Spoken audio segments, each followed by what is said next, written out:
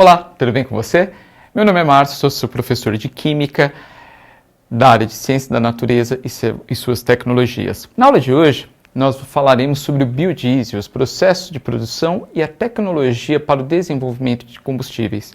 Vamos lá? O assunto da aula de hoje é um assunto muito importante para a obtenção de energia. Tudo que nós utilizamos no nosso dia a dia necessita de energia. Eu só estou fazendo essa videoaula porque eu me alimentei e esse alimento forneceu energia para eu conseguir interagir e conversar com você. O seu celular só está funcionando, ou o seu computador, porque tem uma bateria que fornece energia.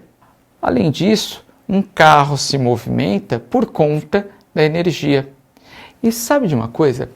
O carro, quando ele está se movimentando, você sabia que ele está se movimentando com energia solar? E ele não está usando nenhuma placa, aquelas placas que a gente coloca no telhado para captar energia solar. Mas pensa um pouquinho, se você estiver utilizando etanol, o álcool comum, como combustível, esse álcool aqui no Brasil teve origem na cana-de-açúcar. Essa cana, para ela ser produzida, ela precisou do solo, de água e de luz solar. Essa luz solar, ela foi utilizada para a cana crescer e uma parte ficou armazenada na cana. Então a energia, essa cana é utilizada para obter, por exemplo, açúcar. Então quando você come, por exemplo, açúcar, aquele calor liberado pelo açúcar que teve origem na cana, na realidade é um calor que teve origem na energia solar. Olha que interessante. A mesma coisa, se você não produzir o açúcar, for produzir etanol, o álcool, quando o carro queima o álcool, ele está queimando uma energia que na realidade teve origem lá no sol. Ah, mas eu vou utilizar gasolina. Se eu vou utilizar gasolina, eu vou utilizar um combustível fóssil. Teve origem em seres vivos. Esses seres vivos morreram, ficaram lá soterrados por anos e anos, em condições específicas para produzir, por exemplo, petróleo. E, consequentemente, sofreram uma degradação e produziram uma série de hidrocarbonetos que estão presentes no petróleo. Quando você queima um hidrocarboneto, por exemplo, o N-octano, o heptano, o 2,2,3-trimetilpentano, essa energia liberada teve origem na energia solar. Na aula de hoje, a gente não vai se preocupar com combustíveis fósseis, a gente não vai trabalhar com petróleo, não vai falar da destilação fracionada do petróleo, nada disso. A gente vai comentar um assunto mais tranquilo para o ambiente, a gente vai comentar sobre os biocombustíveis. Biocombustível vem de biomassa. E olha só que interessante, a gente vai utilizar uma biomassa para produzir combustíveis. Você vai entender daqui a pouquinho que história é essa de biomassa, tá legal? Mas a gente vai utilizar a biomassa para produzir combustível. E para a gente começar a nossa conversa, é importante que a gente tratar de um dos ciclos biogeoquímicos, né? Então nós temos o ciclo biogeoquímico da água, do nitrogênio, só que eu vou comentar com você um pouquinho sobre o ciclo biogeoquímico do carbono. Então é o seguinte, por exemplo, na nossa expiração, eu elimino o gás carbônico. Na queima de um combustível, por exemplo, queima de álcool, a gente vai pensar no álcool hoje, tudo bem? Por enquanto. Queimei o álcool. Esse álcool libera na atmosfera gás carbônico. Esse gás carbônico vai para a atmosfera e fica lá. Se eu tiver uma concentração muito grande de gás carbônico, você sabe que você vai ter uma mudança na temperatura do planeta. É o que a gente chama de aquecimento global. Antigamente a gente falava de efeito estufa, né? Atualmente é mais aquecimento global. Só que olha só que interessante. Se eu tenho uma plantação de cana, essa cana ela vai absorver na fotossíntese todos os vegetais. Eu estou utilizando só o exemplo da cana, porque eu quero que você resuma tudo isso que você está vendo do ciclo biogeoquímico nesse nosso bate-papo. Então, olha só, queimei álcool, o álcool lançou CO2 na atmosfera, a cana-de-açúcar e todos os outros vegetais vai fazer fotossíntese. Para fazer fotossíntese, vai captar o gás carbônico para crescer, armazenar lá na forma de açúcar, não é isso? Olha só que interessante. Os vegetais fazem a reciclagem do carbono de uma forma bem simples. É isso que eu preciso que você guarde do ciclo do carbono. A gente lança o gás carbônico na natureza, os vegetais vão pegar esse gás carbônico por conta da fotossíntese. Logo, quanto maior for a cobertura vegetal, mais captura de carbono você tem e você consegue minimizar os efeitos do aquecimento global. Perfeito?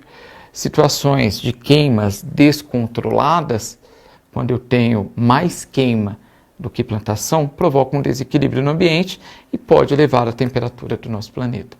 Então, de uma forma bem simples, é importante que você conheça aí essas características do ciclo do carbono. Isso é muito importante para o que a gente vai comentar agora na sequência. Biodiesel. Então, vamos considerar aqui um aspecto bem clássico do biodiesel. Eu vou pegar, por exemplo, mamona. Então você está vendo aí a Mamona, né? Tinha até um grupo de música antigamente, lá os Mamonas Assassinas, que o símbolo deles era uma mamona, né? Então isso aí é um material que a gente consegue obter um óleo da mamona, eu consigo extrair um óleo.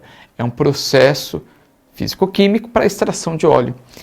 Esse óleo ele pode ser utilizado como biocombustível. Olha que interessante. Na extração, na produção da mamona, eu consigo extrair um óleo que eu posso utilizar como biodiesel. Então, consequentemente, eu tenho aí uma biomassa. Aí é só colocar no motor do carro e já sai funcionando, ou será que tem que ter um tratamento? Calma, espera lá, tem um tratamento e a gente vai comentar um pouquinho. É importante você conhecer algumas reações orgânicas, reações da química orgânica. Então, uma delas é a seguinte: o biodiesel, ele pode ser considerado um éster. Pode ser considerado não, né? Ele é um éster.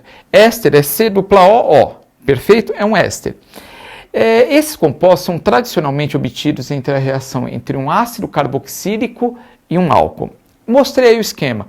Então, se eu tenho um ácido carboxílico e um álcool, eu consigo produzir o éster. Além da produção do éster, perceba que também tem a formação da água.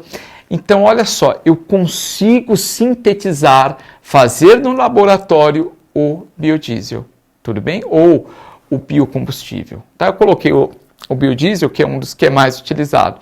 Então, como é que eu faço isso? Pega um ácido carboxílico, álcool, em condições adequadas, vai acontecer a formação do éster, que é um biocombustível, e água. Perfeito?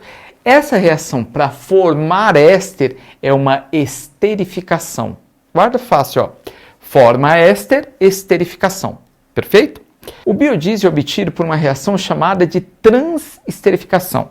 Então, como é que eu vou trabalhar? Eu mostrei aí para você o esquema de um óleo vegetal ou uma gordura. Óleo vegetal pode ser aquele óleo da mamona. Perceba que ele tem 3 vezes o grupo éster. Ele é um triéster. Olha como é fácil a química. 3 vezes o éster é um triéster. Então, o óleo vegetal, ou a gordura, é um triéster. Eu vou pegar esse triéster e vou reagir com etanol, o álcool de cana. Esse etanol vai quebrar algumas ligações do óleo vegetal e aí vai formar 3 cadeias, por exemplo, de biodiesel, tá legal? Então, aquele biodiesel que está ali no esqueminha é o produto da reação quando eu quebro essas cadeias laterais do óleo vegetal ou da gordura, eu obtenho o éster, que aí é o biodiesel. Mas eu gostaria de chamar a sua atenção que além do biodiesel, a gente também produz a glicerina. A glicerina é um triálcool. Álcool é aquilo que tem OH na fórmula, ligado a um carbono saturado. Então, eu tenho 3 carbonos ligados a OH. Isso daí é um triálcool e é a glicerina. É aquela mesma glicerina que a gente utiliza no sabonete. Mas espera um pouquinho, daqui a pouco a gente vai comentar um pouquinho aí sobre a glicerina. Essa reação é a reação fundamental para a obtenção do biodiesel. Perfeito? Então, um detalhe que eu gostaria que você guardasse.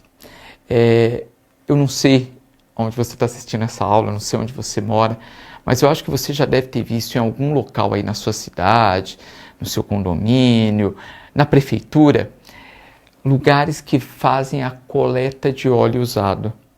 Você já deve ter percebido isso, né?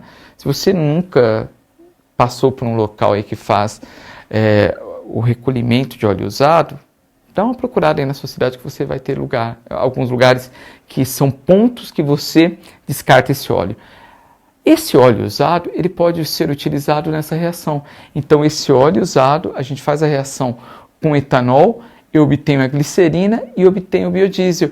Um diesel sustentável do ponto de vista ecológico, do ponto de vista ambiental. Então, aquilo que você ia descartar, por exemplo, fiz uma fritura, vou descartar 200, 300 ml de óleo na tubulação da pia. Isso aí é muito ruim. Pode contaminar o sistema de esgoto, fica mais difícil tratar o esgoto. Então o que você vai fazer? Você vai armazenar e vai doar esse óleo usado em lugares que fazem essa reação de transesterificação. Você vai alimentar toda uma cadeia sustentável que existe aí. Eu tenho certeza que em qualquer lugar do Brasil tenha esses locais que fazem esse tipo de trabalho. É um trabalho muito legal, muito bonito. Perfeito?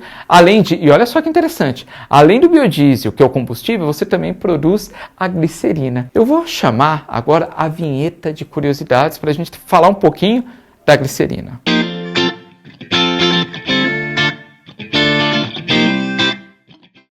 A glicerina, como eu comentei, é um triálcool OH, tem 3 vezes lá, e é utilizado nos sabonetes. Perfeito? Tranquilo? Então, sabonetes ali, aqueles sabonetes que você usa para deixar a pele mais hidratada, normalmente tem glicerina. Bebês tem lá o sabonete glicerinado, que é um sabonete que irrita menos a pele, que tem glicerina. Então, quando a gente fala em glicerina, normalmente vem isso à cabeça da gente. Só que tem uma aplicação que eu acho que você não conhece. Sabe panetone? Né? Panetone que normalmente a gente consome lá no final do ano.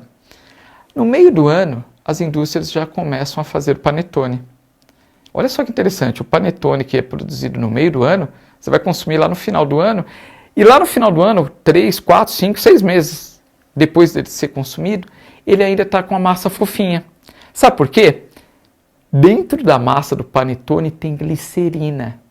Nossa, professor, mas eu nunca senti o gosto de sabonete no panetone. Eu sei, tem uma pequena quantidade. E por que a gente utiliza a glicerina? Sabe por quê? Para o panetone ou outro alimento assim que remete a bolos, né, aqueles bolinhos de bebê, ter aquela textura bem fofinha e bem agradável ao paladar, né? Muitas vezes a pessoa fala, nossa, eu não comi aquele bolo, aquele panetone porque ele estava seco. E no panetone isso não acontece porque tem a glicerina por conta dos grupos OH, ela retém água. Então a água fica armazenada ali, o produto ele fica mais molhadinho, mais úmido. Por isso que mesmo depois de tanto tempo de ter sido produzido, ele ainda está com uma massa gostosa, por conta da presença da água. E isso se deve à adição de glicerina na massa do panetone. Não sei se você já sabia, mas algo interessante aí. Glicerina, além de ser utilizado nos cosméticos, também é utilizado na indústria alimentícia. Para encerrar a nossa aula, eu gostaria de comentar uma frase para a sua reflexão. Ciência e tecnologia revolucionam nossas vidas, mas a memória, a tradição e o mito moldam nossas respostas. Legal, né? Vou pedir para você consultar os links do Saiba Mais na sua plataforma. Você vai saber mais, vai estudar mais sobre esse assunto, vai ficar fera aí sobre reações de transesterificação. Tudo bem? Desejo a todos vocês excelentes estudos.